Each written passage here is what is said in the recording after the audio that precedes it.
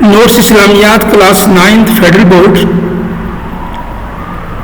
عام الوفود، یہ ہمارا آج کا سبق ہے اور اس میں لانگ کویسچن دیے گئے ہیں، اہم لانگ جو کویسچن ہیں، تفصیلی سوالات، شارٹ کویسچن اس میں نہیں ہے، وہ ہم آپ کو ڈسکرپشن میں دے دیں گے۔ تو اس کا طریقہ کار یہ ہے، آپ نے ان کو اچھی طرح پڑھنا ہے اور 2-3 بار پڑھیں، ٹرائی ٹو انڈرسٹینڈ، اور اپنے الفاظ میں لکھیں۔ ان کو زبانی یاد کرنے کی ضرورت نہیں ہے، ان سوالات کو سمجھنا ہوتا ہے کہ کس تاریخ کو کیا کام ہوا اور اس کے مین پوائنٹس آپ کے ذہن میں ہیں، تو اس سے آپ کو لکھنے میں آسانی ہو جاتی ہے۔ پہلا سوال ہے، فتح مکہ کے تناظر میں عام الوفود کی اہمیت بتائیں، اثرات بتائیں۔ اس کے پہلے اہمیت بتائی گئی ہے، اس کے بعد اس کے اثرات ہیں، اور ساتھ ہی عام الوفود میں آنے والے وفود کے ساتھ حضور پاک صلی اللہ علیہ وسلم کا معاملے کا تفصیلی جائزہ لیں، یہ دوسرا سوال ہے۔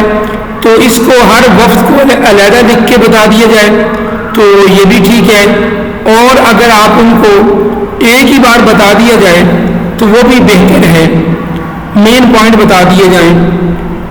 اور اس کے علاوہ جو ہمارا آخری سوال ہے، آخری جو سوال ہے وہ اوور آل جو ہے ان سین کویسچن ہوتا ہے، یہ والا کہ حضور پاک صلی اللہ علیہ وسلم کے وفود کے ساتھ حسن سلوک سے اپنی عملی زندگی میں کیا فائدہ حاصل کر سکتے ہیں۔ اگر وہی چیز ہم اپنے اوپر اپلائی کریں، سب سے پہلے دعوت اور تبلیغ کا بہترین طریقہ ہے کہ نرمی اختیار کریں، اچھے طریقے سے بات کریں تاکہ لوگوں تک بات کنوے ہو جائے۔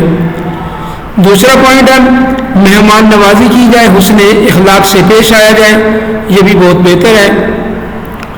تیسرا اختلافات کا احترام، اگر آپس میں کسی معاملے میں احترام ضرور کریں، کسی کا اختلاف ہو تو اس اختلاف کو برداشت کرنا چاہیے، دوسرے کی رائے کو بھی کنسیڈر کرنا چاہیے اور ان کو احترام دینا چاہیے۔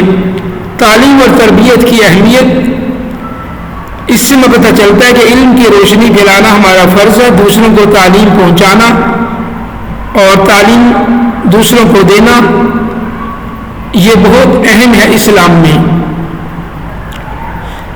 بین المذاہب ہم آہنگی، مختلف جو ریلیجن ہے اس کے دوران میوچول انڈرسٹینڈنگ ہونی چاہیے۔